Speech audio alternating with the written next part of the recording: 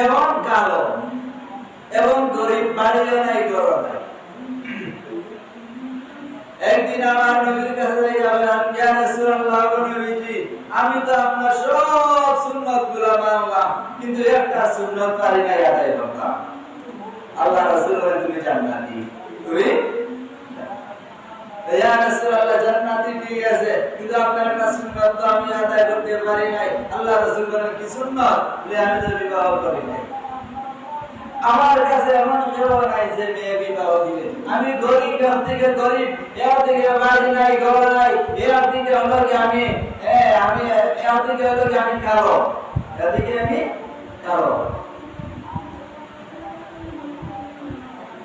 আমার তো কেউ রাখবে না, কেউ আমার তো বিবাহের জন্য মেয়ে দিবে না, বিবাহের জন্য মেয়ে দিবে না।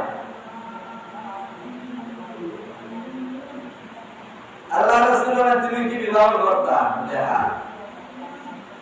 আল্লাহ রাসূল বলেন, ও সাদ সালামি, তুমি যদি বিবাহ করো, আমি নবী তোমারে বললাম, ওই এক জামার ওই সাহাবী ও সাহাবী বড় ধনাঢ্য, বড় সম্পদওয়ালা, ওই সাহাবীর একটা মেয়ে আছে, ওই মেয়েটার এমন তওবাতে মানুষেরা দিছে, এমন সুন্দর ওই মেয়েটাকে বলা হয় হুরে মদিনা।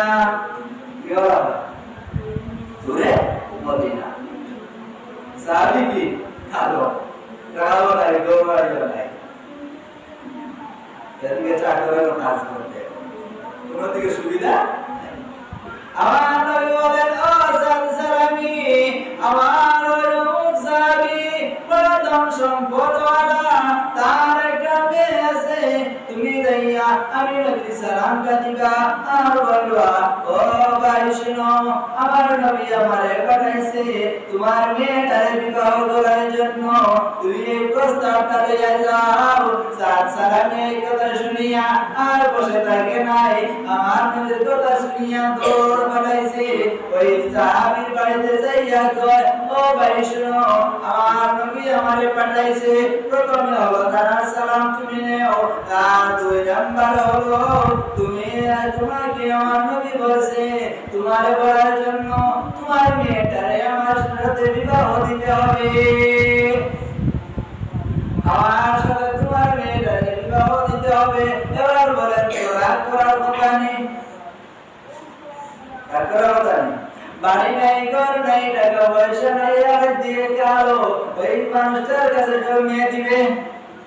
এত সুন্দর মেয়ে ওই সাহাবীরা গান্বিত হইয়া কয় আমার মেয়েটারে দেখার জন্য বিবাহ করার জন্য কত মানুষ আছে, কত সম্পদওয়ালা শিল্পপতিরা আসে আমার মেয়েটারে বিবাহ করার জন্য, কিন্তু আমি দেই না।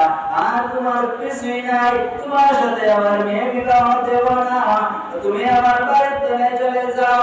সালামি বলে ও ভাই শোনো, তোমার মেয়েটারে যদি আমার সাথে বিবাহ না দেও বাধা নাই, কিন্তু আমার নবী আমারে বলছে আমি জান্নাতি। আমার নবী বলছে আমি কি জান্নাতি। সাহাবীরা গান্বিত হইয়া করে ঢুকে মেয়েটা ডাক দিয়া কইরে আব্বা জান আপনার কাছে কে আসছে? মেরে বাবা কয় তোমার জানার প্রয়োজন নাই, তোমার দরকার নাই, তুমি যাও। তখন মেয়েটা বলে ও বাবা শোনো, আপনাকে সেই সাহাবী আয়েশা সালামি আয়েশা যে কথা বলছে আমি সব কথা শুনছি। ও বাবা শোনো, আগে আমার জবাব দেও, ওই সালামি ওই সাহাবী আমার নবীর ওয়াদায় আসছে, আমার নবী বলছে বিদায় আসছে কিনা, না তার ইচ্ছায় আসছে? তখন ওই সাহাবী কয় রে মা, ওই সাহাবী আসছে আমার নবী বলার কারণে, আমার নবী বলার কারণে ওই সাহাবী আসছে। তখন ওর মেয়ে বলে বাবা শোনো, দৌড়ে যাও ওই সাহাবীটারে ফিরাইয়া আনো। যদি ওই সাহাবী আমার নবীর কাছে চলে যায় আর যাইতে দেরি হবে, কিন্তু আমার আল্লাহ আয়াত আপনার বিরুদ্ধে আয়াত নাযিল করতে দেরি করবে না, আপনার বিরুদ্ধে আয়াত নাযিল করতে দেরি হবে না। ও শোনো, আমি পুরাতন সম্পদওয়ালা চাই না, টাকাওয়ালা চাই না, বাড়ি গাড়ির মালিকওয়ালা কোনো স্বামী চাই না, আমি কালো নাকি ফর্সা তাও আমি চাই না। আমার নবী ওই সাহাবীটারে আপনার কাছে পাঠাইছেন আমার বিবাহ করার জন্য। ও বাবা শোনো, আমি ওই সাহাবীটারে বিবাহ করতে রাজি। সুবহানাল্লাহ, ওই সাহাবীটারে বিবাহ করতে রাজি।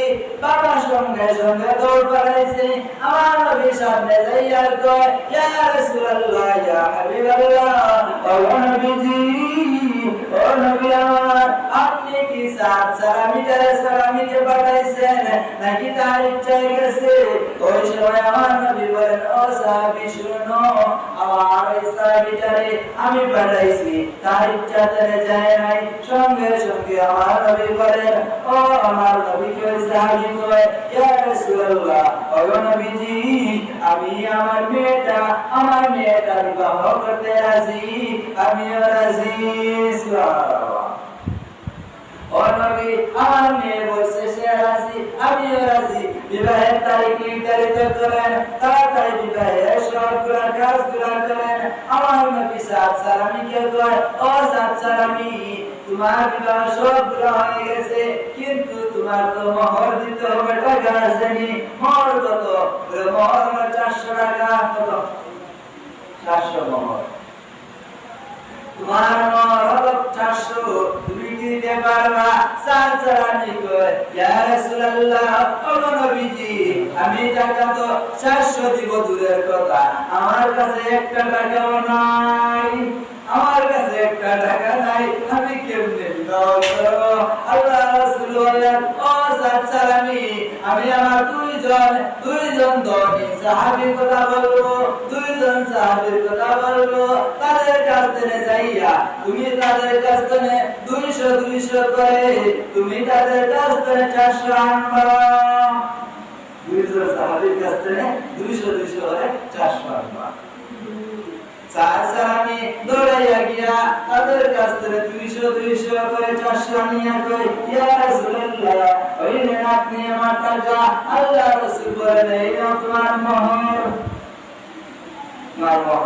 এখন সালাম লাগবে না? কষ্ট লাগবে না?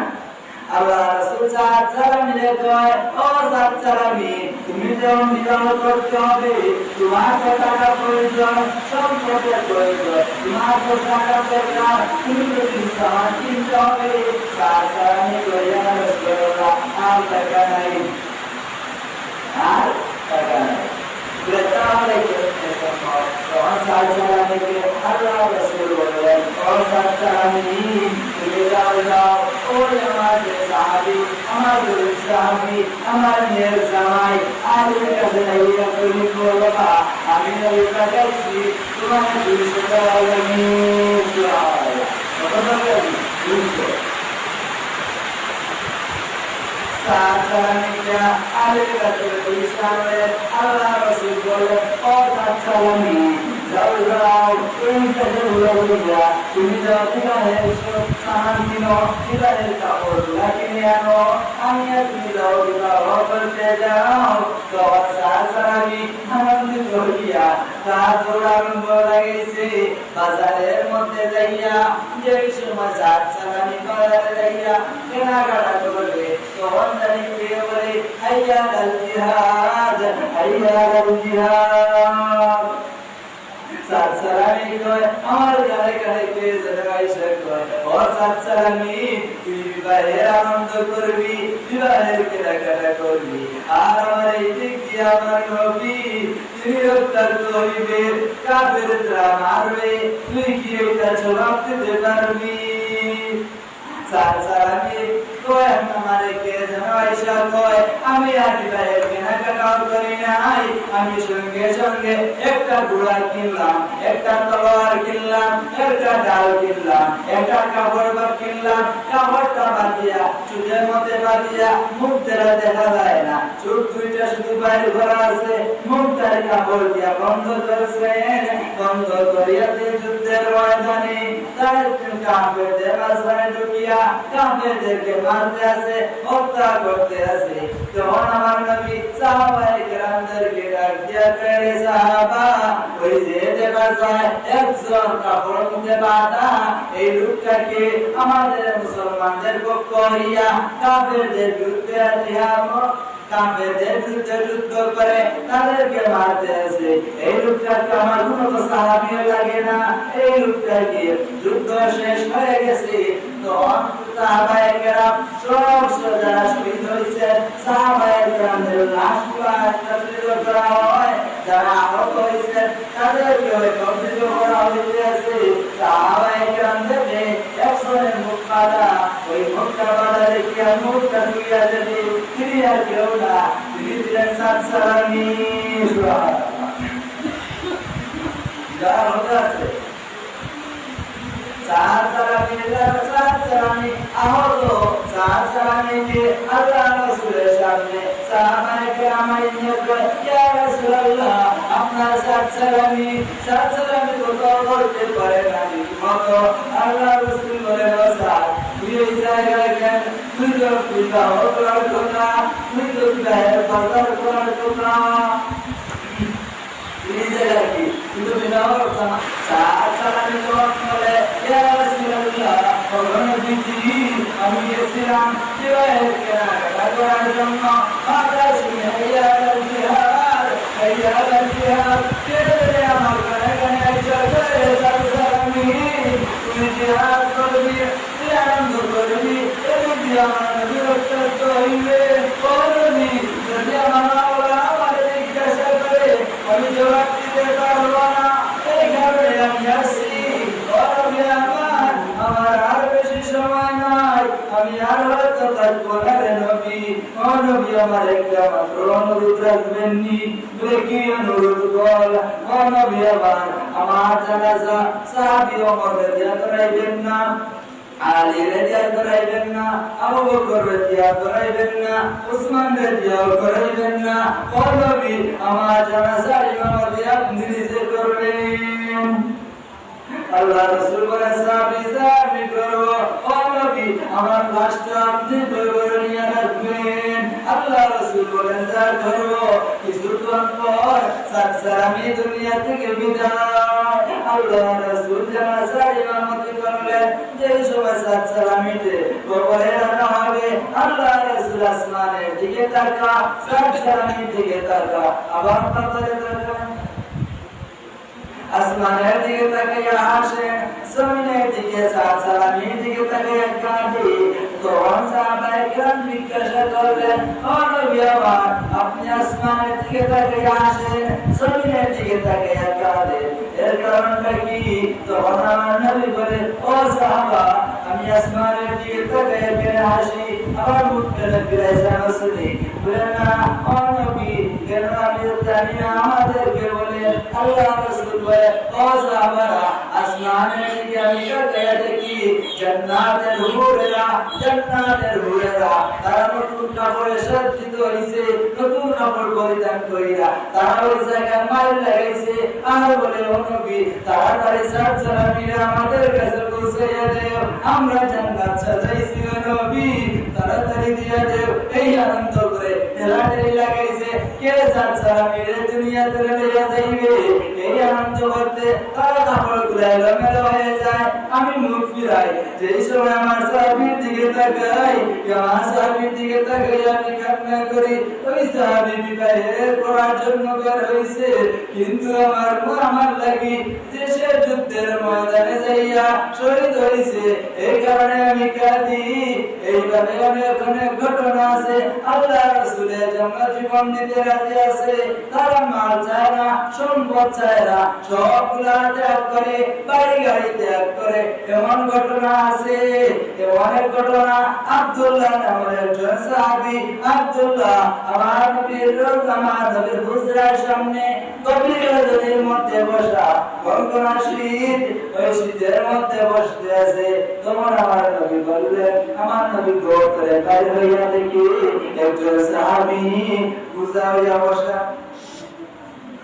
ঠান্ডার মানুষ একটু ছুটো দেয় না, ছুটো হইয়া বসা, উপর পরের কোনো কাপড় নাই, একটি মাত্র কাপড়, সিনেমা যায় না রাত্রি বেলা।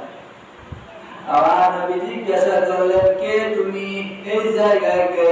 আমার নবী এই প্রশ্নের জবাবে ওই সাহাবী বলে, ইয়া রাসূলুল্লাহ, আপনি কি আমায় চিনতে পারেন নাই? আমার নবী বললেন, না না। বলে, আমি আব্দুল্লাহ। বলে, কোন আব্দুল্লাহ? ও নবী, যে উনি সেই আব্দুল্লাহ, যেই আব্দুল্লাহ রাগের নাম ছিল আব্দুল উজ্জা, আপনি আমার নাম রাখছেন আব্দুল্লাহ। আমার নবী বলেন, আমার সেই আব্দুল্লাহ ধন সম্পদওয়ালা, টাকা পয়সাওয়ালা, সে ধনী ফ্যামিলির ছেলে, সে ধনী ফ্যামিলির মানুষ, সে যেবার সে তোবার আমার কাছে আসে। আমার কাছে আসতে গেলে সব সময় কাপড় চেঞ্জ করে। আমার আব্দুল্লাহ তেমন না। তো সাহাবী কয়, ইয়া রাসূলুল্লাহ, আমি যে সময় কালেমা পড়লাম, আমি মুসলমান হইলাম, আমার চাচারা আমার মারে, আমার নির্যাতন করে, আমার একদিন কয়, ও আব্দুল্লাহ, তুই যদি নবীর দরবার না ছাড়ো, তাহলে করে ধন সম্পদ তোরে বাইরে করিয়া দিব। তুই যদি নবীর কালিমা ছাড়ো, নবীর দরবার না ছাড়ো, তাহলে তুই ধন সম্পদ পাবে না। ও নবীজি, আমি তখন বললাম, আপনারা শুনেন, ও চাচারা, আমি বাড়ি ছাড়তে ছাড়ি, আমার সম্পদ ছাড়তে রাজি, আমার সব কিছু ছাড়তে রাজি, কিন্তু একটা সেকেন্ডের জন্য আমার নবীরে আমি ছাড়তে রাজি না।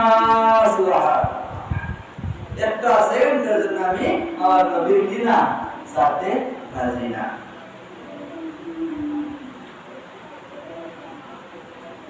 আমার নবীকে বললো, ও নবী, তখন আমি বাড়ি থেকে বের হয়ে আসতেছি। আমার চাচারা বলে, ও আব্দুল্লাহ, তুই যাইবি ঠিক আছে, তোর পরনে যে কাপড় আছে এইগুলা তো আমাদের টাকায় কেনা, এইগুলা কাপড় দিয়া তুই যা। তাদের উদ্দেশ্য ছিল, আমি তো ইজ্জতের জন্য আমি আপনার দরবার ছাড়তে রাজি, স্যার দরবার ছাড়ি দিব, কিন্তু তারা এটা ভাবে না আমি এমন নবীর পাগল হয়েছি, সব কিছু ছাড়তে রাজি।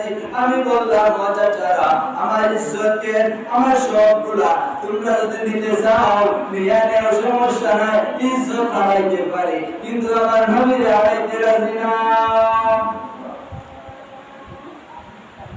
আমার নবীরে হারাইতে আমি রাজি না, ইজ্জত সম্মান সব হারাইনি। আমার নবী বললেন, আব্দুল্লাহ, আমার হুজরার ভিতরে আয়। আমার নবী হুজরার ভিতরে নিয়া ওই সাহাবী আব্দুল্লাহ তারে একটা পরনের কাপড় দিলেন, একটা জামা দিয়া বললেন, আব্দুল্লাহ এই জামাটা তুমি পরো। ও আব্দুল্লাহ এই জামাটা পরলো। আর আমার নবী বললেন, ও আব্দুল্লাহ তোমার কোনো চাওয়া আসেনি, তোমার কোনো ইচ্ছা আসেনি, তোমার বলো। আমার নবী এই কথা বলার সঙ্গে সঙ্গে আব্দুল্লাহ বলে, ইয়া রাসূলুল্লাহ, ও নবীজি আমার একটা মাত্র ইচ্ছা আছে। বলে কি ইচ্ছা? ও নবী আমি শুনেছি যারা শহীদ হয় তাদের কোনো বিচার হয় না, তাদের কবরে মুনকার নাকির আসে না, হাসরের ময়দানে বিচার হয় না। ও নবী আমি যেন কোনো যুদ্ধে যাইয়া শহীদ হই, আমি শহীদি যেন মর্যাদা পাই। আমার নবী বললেন, যাও যাও তোমার ইচ্ছা পূরণ হবে। তাবুকের যুদ্ধে হলো, তাবুকের যুদ্ধের জন্য রওনা সাহাবারা। সাথে সাথে আব্দুল্লাহ যাইতে আছে। তখন যুদ্ধ হয় নাই। যুদ্ধ না হওয়ার কারণে সাহাবীদের লইয়া আমার নবী সাহাবায়ে কেরামদেরকে লইয়া রওনা দিছেন, আসতেছে। রাস্তার মধ্যে হঠাৎ আব্দুল্লাহ অসুস্থ হয়ে যায়। অসুস্থ হয়ে সে দুনিয়া থেকে চলে যায়। আমার নবী বললেন, ও সাহাবীরা কেউ যদি যুদ্ধের ময়দানে যুদ্ধ করার জন্য যায়, যদি যুদ্ধ না হয় ফিরার পরে অথবা যাওয়ার সময় যদি সে মারা যায়, আমার আল্লাহ তার শহীদের মর্যাদা দিয়া দিব। আমার সাহাবী শহীদ হয়ে গেছে। আমার নবী বললেন, ও সাহাবীরা আমার সাহাবীর আমি নিজে সব পুরা করব। আমি আমার সাহাবীর জানাজার ইমামতি করব। আমার নবী সাহাবী জানাজার ইমামতি করার পর সাহাবী জানাজা শেষ করিয়া কবরে নিয়ে রাখবেন।